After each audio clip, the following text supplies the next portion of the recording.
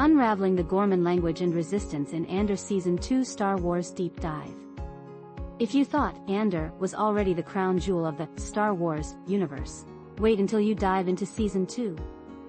This season takes us on a thrilling ride through the Ghorman storyline, where the stakes are high and the political tension is palpable.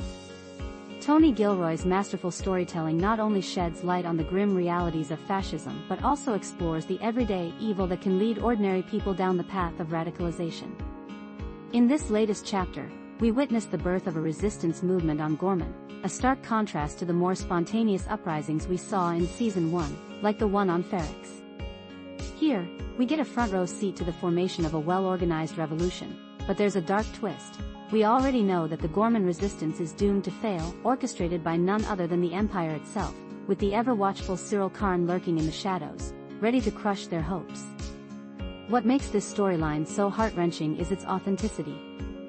Andor has always grounded itself in a reality that feels eerily similar to our own, albeit with TIE fighters and X-wings flying overhead.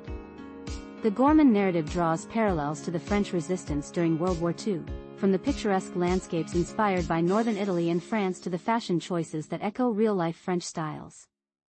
And let's not forget the Ghorman language, which adds another layer of depth to this rich tapestry. If you found the speeches during the Ghorman Resistance meeting in Episode 4, titled "Ever Been to Ghorman?"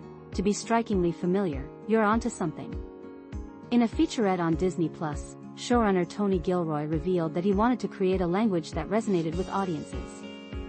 He brought in French actors to portray the inhabitants of Ghorman, and even though the leader, Ghor Rylands, is played by German actor Richard Sammel, the influence of the French Resistance is unmistakable.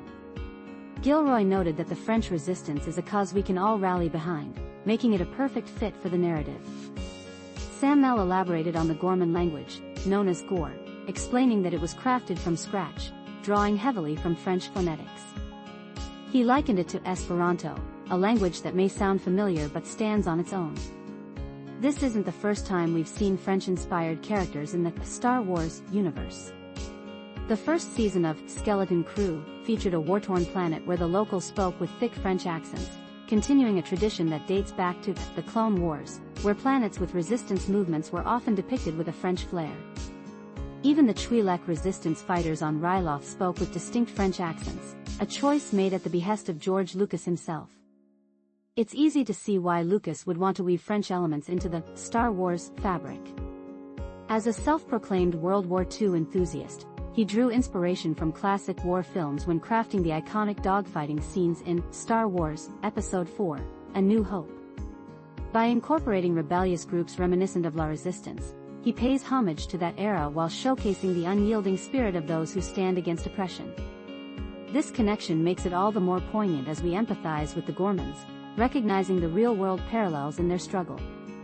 Tragically, we know that Ghorman has already faced a horrific massacre in its past, and with the Empire's sinister plans looming, their future appears bleak. Don't miss out on the latest episodes of Andor, which premiere every Tuesday at 9 p.m. Eastern Standard Time on Disney+. Join the conversation and immerse yourself in this captivating saga.